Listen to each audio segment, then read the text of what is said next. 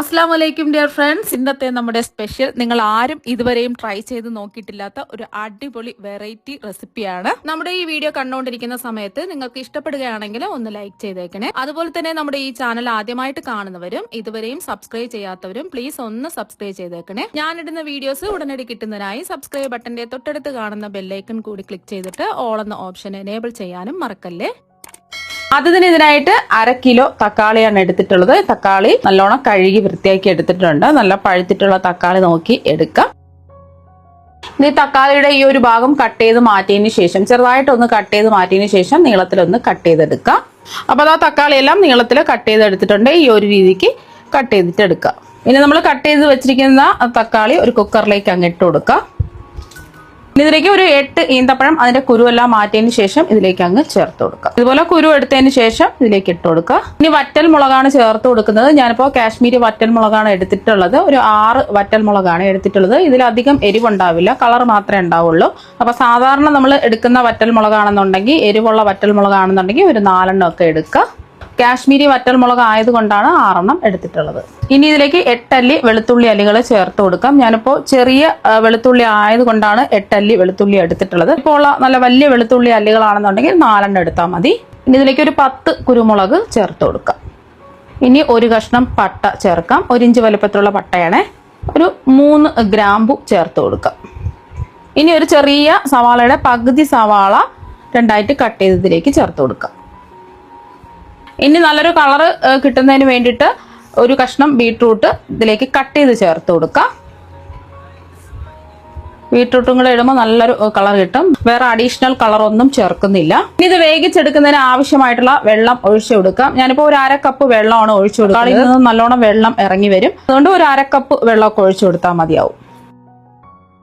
മൂടി വെച്ച് മീഡിയം ഫ്ലെയിമിൽ ഒരു 5 വിസിൽ കേൾക്കുന്നവരെ ഇതൊന്ന് കുക്ക് ചെയ്തെടുക്കാം. 5 വിസിൽ കേട്ടതിന് ശേഷം ഫ്ലെയിം ഓഫാക്കി ആവി മുഴുവനും മാറിയിട്ടുണ്ട്. ഇനി തുറന്ന് നോക്കാം.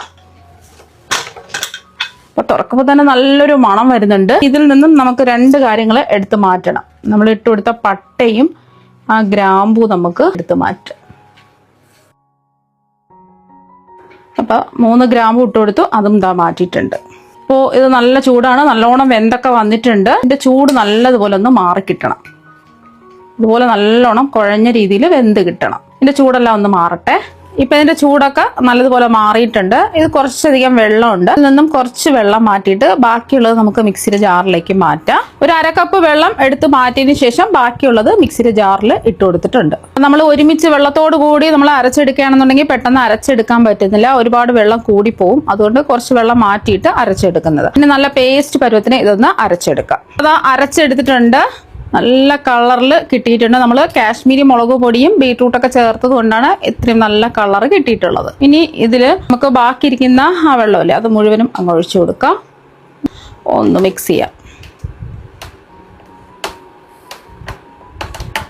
ഇനി ഇതൊന്ന് അരിച്ചൊഴിക്കാം.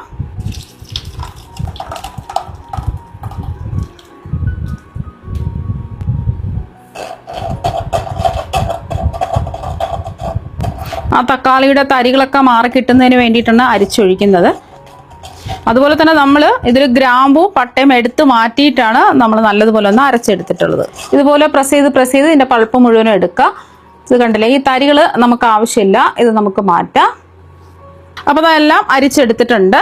അപ്പോൾ അരിച്ചെടുത്തത് നമുക്ക് ഒരു കടായിലേക്ക് അങ്ങ് ഒഴിച്ചു കൊടുക്കാം. ഇതിലേക്ക് ആവശ്യത്തിനുള്ള ഉപ്പ് ചേർത്ത് കൊടുക്കാം. ഞാനിപ്പോൾ 1 ടീസ്പൂൺ ഉപ്പാണ് ചേർത്ത് കൊടുക്കുന്നത്. ലാസ്റ്റിൽ ഉപ്പ് നോക്കിയിട്ട് കുറവുണ്ടെന്നുണ്ടെങ്കിൽ ആവശ്യത്തിനുള്ള ഉപ്പ് ചേർത്ത് കൊടുക്കാം. ഇനി കൈവിടാതെ ഇതൊന്ന് ഇളക്കി കൊടുത്തോണ്ടേ ഇരിക്കാം. മീഡിയം ഫ്ലെയിം വെച്ച് കൊടുക്കാം. അപ്പം നല്ലതുപോലെ തിളച്ച് വന്നിട്ടുണ്ട്. ഇനി അഡീഷണൽ വെള്ളം ഒന്നും ചേർക്കേണ്ട ആവശ്യമില്ല. ഇത് തന്നെ കുറുക്കി അങ്ങ് എടുത്താൽ മതി. കൈവിടാതെ ഇളക്കി കൊടുത്തോണ്ടേ ഇരിക്കണം. ഒന്ന് കുറുകി വരണം. ഒരു 5 മിനിറ്റ് ആയിട്ടുണ്ട്. ഈ ഒരു സമയം നമുക്ക് മധുരം ഉണ്ടോ ഒന്ന് ചെക്ക് ചെയ്ത് നോക്കാം. നമ്മൾ മധുരത്തിന് വേണ്ടിയിട്ടാണ് നമ്മൾ ഈന്തപ്പഴം ചേർത്ത് കൊടുത്തിട്ടുള്ളത്. ഞാൻ നോക്കിയപ്പോൾ മധുരം കുറവായതുകൊണ്ട് കുറച്ച് ശർക്കര പൊടിച്ചതും കൂടി ചേർത്ത് കൊടുക്കാം. ഒരു 3 ടീസ്പൂൺ ശർക്കര പൊടിച്ചത് ചേർത്ത് കൊടുക്കാം. ഇത് കല്ലും മണ്ണും ഒന്നും ഇല്ലാത്ത ഓർഗാനിക് ശർക്കര പൊടിയാണ്. അപ്പോൾ ശർക്കര പൊടിക്ക് പകരം നിങ്ങൾക്ക് വേണമെന്നുണ്ടെങ്കിൽ പഞ്ചസാര വേണമെന്നുണ്ടെങ്കിലും ചേർത്ത് കൊടുക്കാം. പഞ്ചസാര മധുരത്തിനനുസരിച്ചിട്ടുള്ള പഞ്ചസാര ചേർത്ത് കൊടുക്കാം. വീണ്ടും ഒന്ന് ഇളക്കി കൊടുക്കാം. അപ്പോൾ ശർക്കര ചേർത്ത് കൊടുക്കുമ്പോൾ കല്ലും മണ്ണും ഇല്ലാത്ത ശർക്കര നോക്കിയെടുക്കുക. അഥവാ കല്ലും മണ്ണും ഉണ്ടെന്നുണ്ടെങ്കിൽ കുറച്ച് വെള്ളത്തിലൊന്ന് ഉരുക്കിയിട്ട് അരിച്ചിതിലേക്ക് ഒഴിച്ചു കൊടുക്കുക.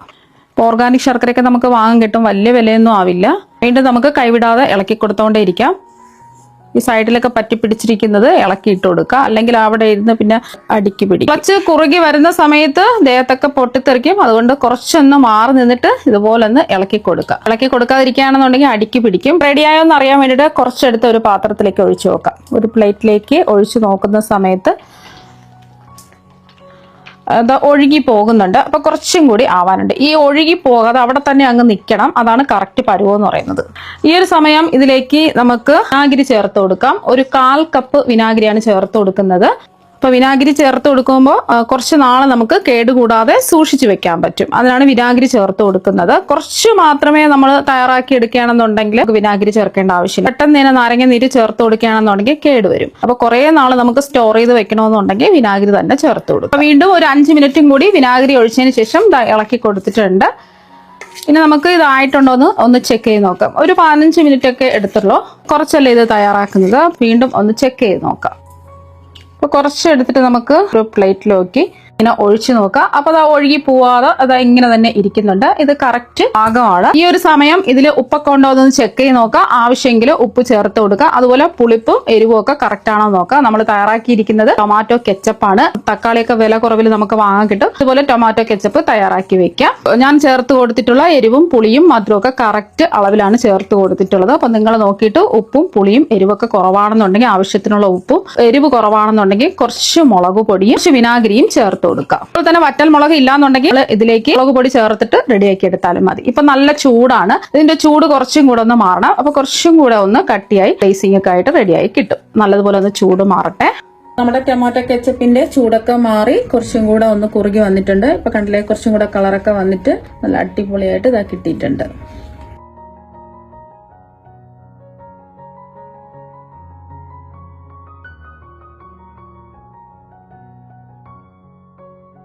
അപ്പൊ നമ്മുടെ ടൊമാറ്റോ കെച്ചപ്പ് ഇവിടെ റെഡി ആയിട്ടുണ്ട്. കടയിൽ നിന്നും കെമിക്കലൊക്കെ അടങ്ങിയ കെച്ചപ്പ് വാങ്ങാതെ ഇതുപോലെ വീട്ടിൽ തന്നെ റെഡിയാക്കി എടുക്കുക. കടയിൽ നിന്നും വാങ്ങുന്ന ടൊമാറ്റോ കെച്ചപ്പിന്റെ അതേ ടേസ്റ്റ് തന്നെയാണ്. പിന്നെ ഇത് കുറേ നാൾ നമുക്ക് സ്റ്റോർ ചെയ്ത് വെക്കാം. ഈർപ്പൊന്നുമില്ലാത്ത എയർ ടൈറ്റ് ആയിട്ടുള്ള ഗ്ലാസ് ജാറിൽ അടച്ച് സൂക്ഷിച്ച് വെക്കുകയാണെന്നുണ്ടെങ്കിൽ കുറേ നാൾ നമുക്ക് കേടുവരാതെ സൂക്ഷിച്ചു വെക്കാൻ പറ്റും.